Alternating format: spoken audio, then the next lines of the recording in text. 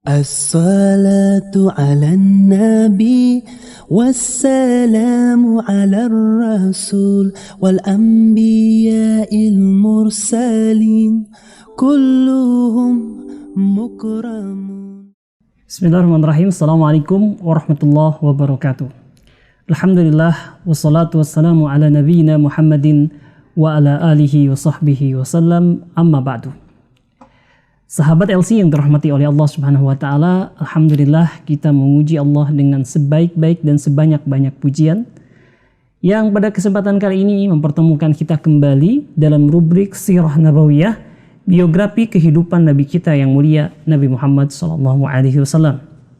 Insyaallah taala kita akan melanjutkan pembahasan seputar masa kecil Rasulullah SAW.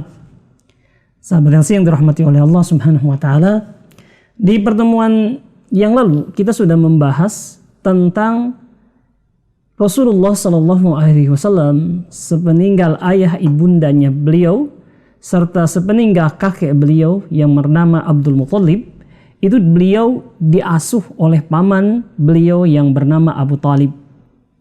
Abu Talib adalah paman Rasulullah SAW yang diamanahi oleh ayahnya yaitu Abdul Muthalib untuk mengasuh Nabi Muhammad SAW sepeninggal Abu Talib atau sepeninggal Abdul Muthalib. Sahabat LC yang dirahmati oleh Allah Subhanahu wa taala, Abu Talib menjalankan amanah tersebut dengan sebaik-baiknya. Bahkan dia memperlakukan dan menyayangi Nabi Muhammad SAW melebihi kasih sayangnya kepada anak-anaknya sendiri. Rasulullah SAW dijaga dengan sebaik-baiknya dari berbagai macam bahaya yang mungkin akan terjadi pada beliau. Nah, ketika Rasulullah SAW memasuki usia belasan tahun, Abu Talib mengajak Nabi Muhammad SAW untuk berdagang ke negeri Syam. Ya, selain untuk memberikan pelajaran dan pengalaman kepada Rasulullah SAW, Abu Talib juga bermaksud untuk tidak melepaskan pengasuhan atau perlindungannya. Karena memang Abu Talib sendiri berprofesi sebagai seorang pedagang yang sebagaimana kebiasaan masyarakat Quraisy dalam berdagang, mereka berdagangnya jarak jauh. Yaitu sebagian waktu mereka pergi ke negeri Syam dan sebagian waktunya mereka pergi ke negeri Yaman. Dan kalau pergi biasanya sangat lama sekali. Dan Abu Talib merasa khawatir dengan keselamatan Nabi Muhammad SAW ketika ditinggal untuk berdagang. Maka cara lain untuk melindungi beliau adalah mengajak beliau pergi ke negeri Syam untuk berdagang. Ya, karena ini memang perjalanannya cukup jauh. Maka diajaklah Nabi Muhammad SAW untuk berdagang ke negeri Syam. Nah, mari kita simak satu riwayat atau satu hadis yang diriwayatkan oleh Imam At-Tirmidzi dan beliau berkeyakinan hadis ini adalah hadis yang sahih dari sahabat Abu Musa Al-Asy'ari radhiyallahu an. Ada kejadian menarik ketika beliau diajak berdagang ke negeri Syam oleh Abu Talib. Abu Musa meriwayatkan, menuturkan yang artinya ya, suatu kali Abu Talib berangkat ke negeri Syam bersama dengan Nabi Muhammad SAW yang ketika itu beliau berusia belasan tahun dan juga beberapa senior dari kalangan masyarakat Quraisy untuk berdagang. Nah, sesampainya mereka di satu tempat ya yang dekat dengan tempat atau tempat peribadatan seorang rahib, seorang ahli agama dari orang-orang Nasrani, karena ketika itu Syam dikenal sebagai pusat agama Nasrani. Ya. Syam sebagai pusat agama Nasrani di daerah yang berdekatan dengan Jazirah Arab. Nah, di tempat itu hiduplah seorang rahib, seorang pendeta yang dia banyak menghabiskan waktu untuk beribadah di dalam ya tempat peribadatannya. Nah, sebagaimana kebiasaan dari para musafir, orang-orang yang mengadakan perjalanan dagang atau perjalanan lainnya, mereka biasanya akan beristirahat di sekitar kediaman sang rahib tersebut. Dan itulah yang dilakukan oleh masyarakat Quraisy. Mereka beristirahat. Nah, ketika mereka sedang beristirahat ini muncul satu kejadian yang tidak biasa. Karena mereka sering ya melalui tempat tersebut.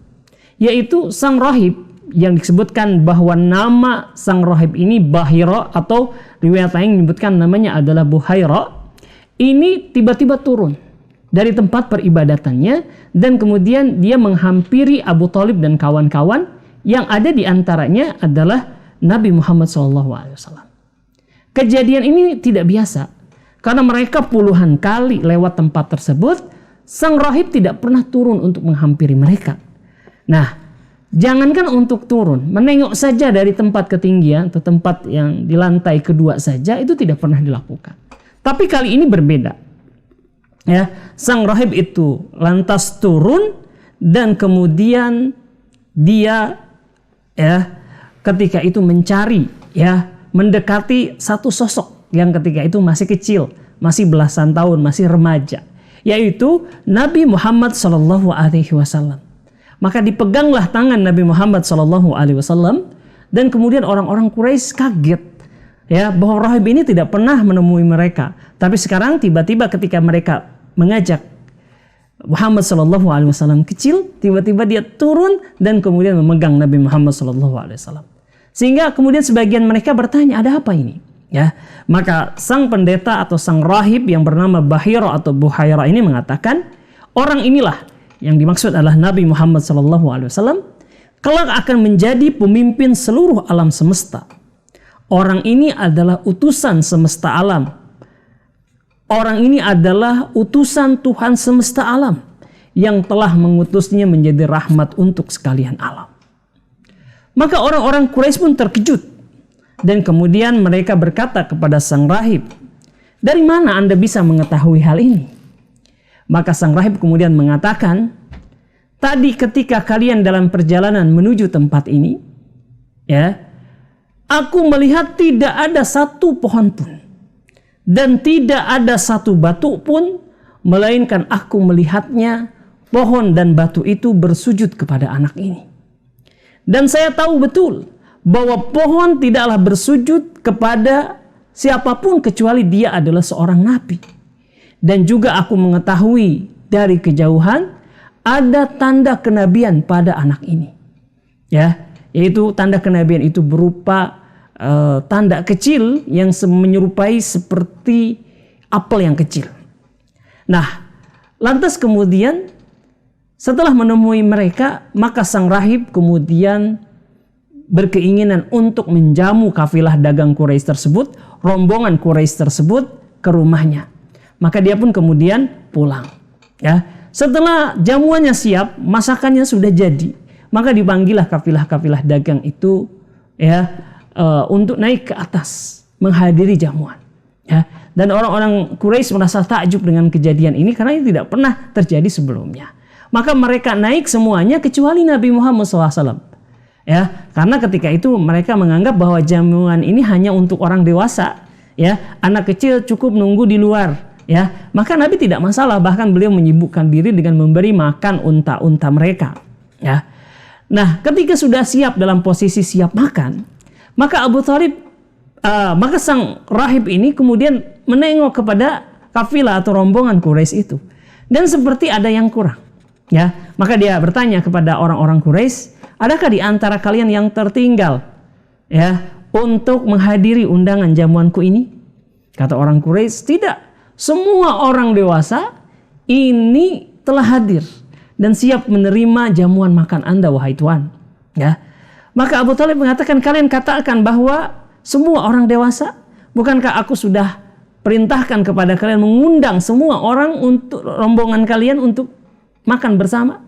Ya, maka mereka mengatakan, ya, tidak ada yang tertinggal dari kami kecuali seorang anak kecil itu, yaitu Muhammad Sallallahu Alaihi Wasallam. Ya, yang dia masih berada di bawah. Ya, maka kemudian sang rahib mengatakan, panggil dia. Ya, dan kemudian sang rahib ini lantas kemudian mengajak orang-orang ya untuk melihat Nabi Muhammad SAW yang berada di bawah dari loteng atau dari lantai kedua. Maka sang rahib mengatakan, lihatlah, anak ini ya, ketika dia berteduh, pohon-pohon bahkan awan-awan melindunginya. Bahkan ketika dia bergeser dari naungan pohon, bayangan pohon itu kemudian berjalan, ya.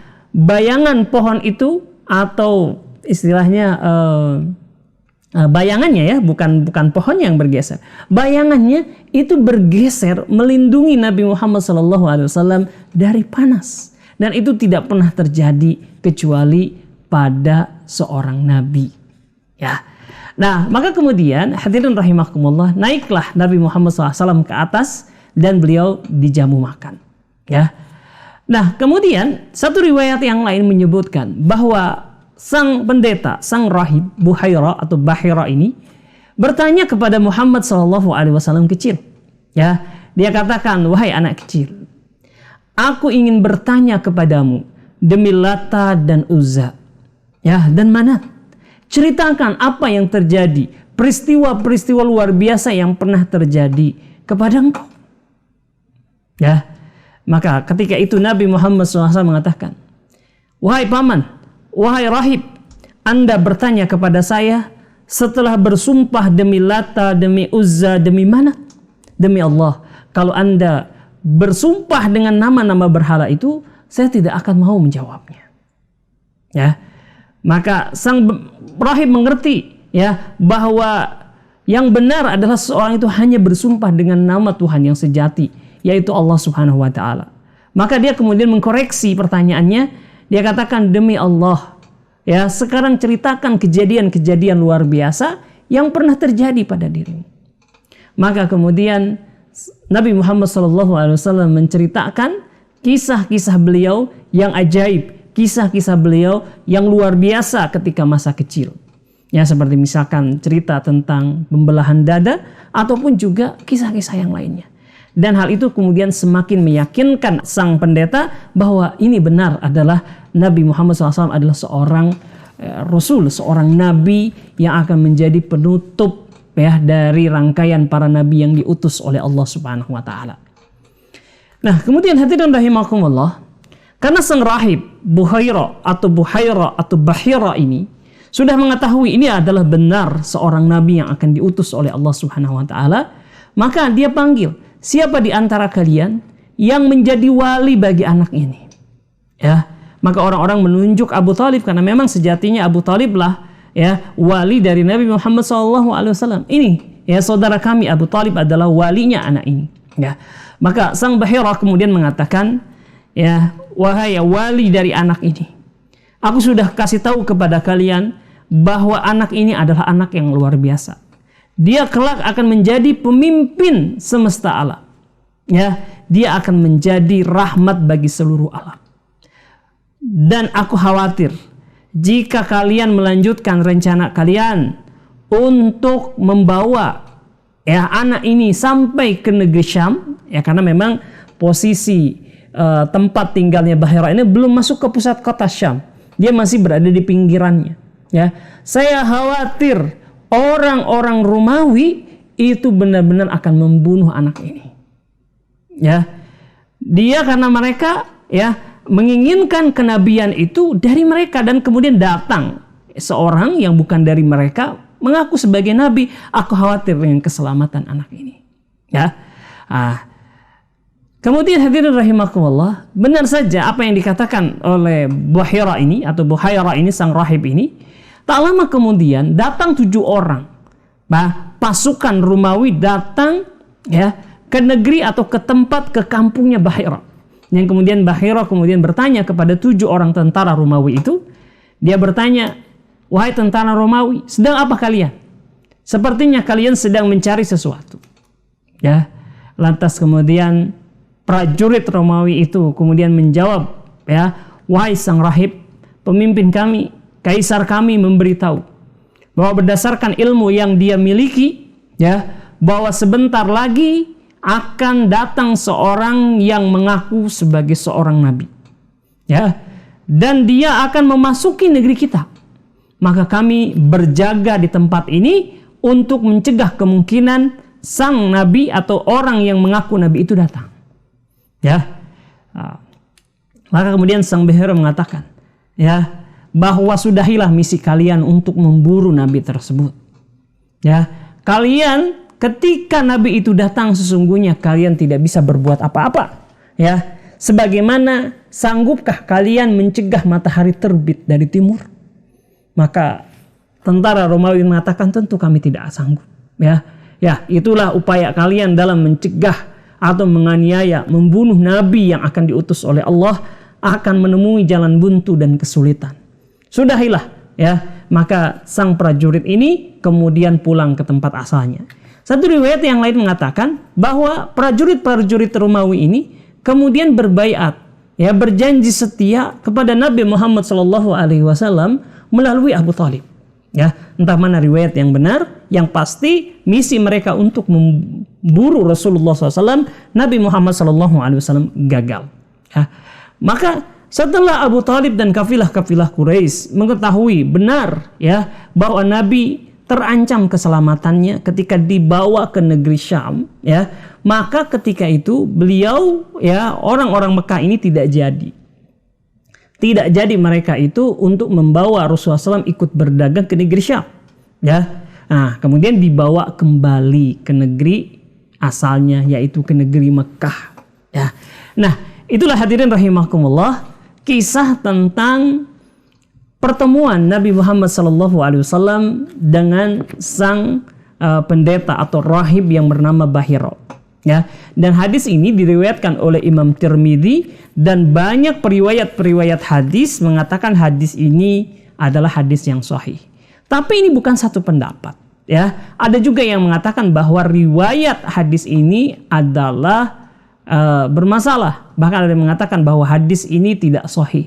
Ya, akan tetapi Ibnu Katsir rahimahullah itu karena hadis ini cukup panjang, tadi yang saya sebutkan hanya makna ataupun inti dari hadis tersebut. Ya, beliau mengatakan bahwa sesungguhnya riwayat-riwayat tentang Abu Musa al-Asy'ari menceritakan kisah perjalanan Nabi di waktu sebelum diutus, ya, menuju Syam dan bertemu dengan rahib Buhairah ini bisa diterima. Kecuali ada bagian dari yang diriwayatkan dari Abu Musa al-Asy'ari bahwa rombongan itu juga, ya, ada Abu Bakar As-Siddiq radhiyallahu an yang ketika itu sudah dewasa. Nah, riwayat ini tidak sahih jelas karena selisih usia antara Nabi Muhammad SAW, ya, dengan Abu Bakar itu adalah 2,5 tahun dan yang lebih muda adalah Abu Bakar. Ya, bagaimana mungkin? Ya, ketika Nabi masih remaja, Abu Bakar sudah dewasa. Jadi riwayat ini, ya, yang kemungkinan, ya, ini tidak sahih. Tapi riwayat pertemuan dengan Buhairah, kedatangan pasukan Romawi, kemudian apa yang diceritakan bahwa Buhairah melihat batu-batu, kemudian pohon-pohon bersujud kepada Nabi Muhammad SAW, ini diriwayatkan dengan riwayat-riwayat yang kuat sekali. Nah, kemudian hadirin rahimakumullah, apa yang bisa kita ambil faidah, ya, dari kisah ini? Ya, yang pertama, hadirin rahimakumullah, kisah ini, ya, kisah pertemuan Nabi dengan Buhairah, dan Buhairah telah mendapatkan informasi tentang kedatangan Nabi Muhammad SAW dan beliau akan diutus menjadi pemimpin, ya, semesta alam, menjadi rahmat bagi semesta alam ini, sesungguhnya adalah pengetahuan dasar yang dimiliki oleh orang-orang yang mempelajari kitab-kitab sebelumnya, ya, yang mempelajari Taurat, yang mempelajari Injil dengan jujur, ya, mereka pasti akan mendapatkan informasi tentang tanda-tanda kedatangan nabi yang baru yang diutus oleh Allah sebagai nabi yang terakhir. Ya. Kalau dia objektif, kalau dia jujur, dia akan membenarkan itu. Seperti halnya Bahira. Ya, dia yakin benar bahwa ini adalah apa yang disebutkan di dalam Taurat, apa yang disebutkan di dalam Injil. Bahkan Buhairah itu bukan hanya berdasarkan informasi dari Taurat ataupun Injil, Buhairah juga mendapatkan informasi dari mimpi yang dia dapatkan. Ya, dia mimpi sang nabi itu datang ke negerinya. Ya, sehingga ketika kejadian itu benar-benar terjadi, dia langsung mengetahui hal tersebut benar adanya. Ya, nah, orang-orang yang mempelajari Taurat dan Injil dan dia jujur di dalam mempelajarinya dan kemudian dia juga bisa memilah-milah ya, mana di antara kitab-kitab tersebut yang belum ya tercampur dengan perkataan-perkataan manusia, maka akan mudah percaya kepada Nabi Muhammad Sallallahu Alaihi Wasallam. Ya, tetapi sayangnya kebanyakan itu tidak demikian. Ya, kebanyakan mereka mengingkari kenabian Nabi Muhammad Sallallahu Alaihi Wasallam. Mereka tidak mempercayai bahwa Nabi Muhammad Sallallahu Alaihi Wasallam adalah penerus Nabi Isa.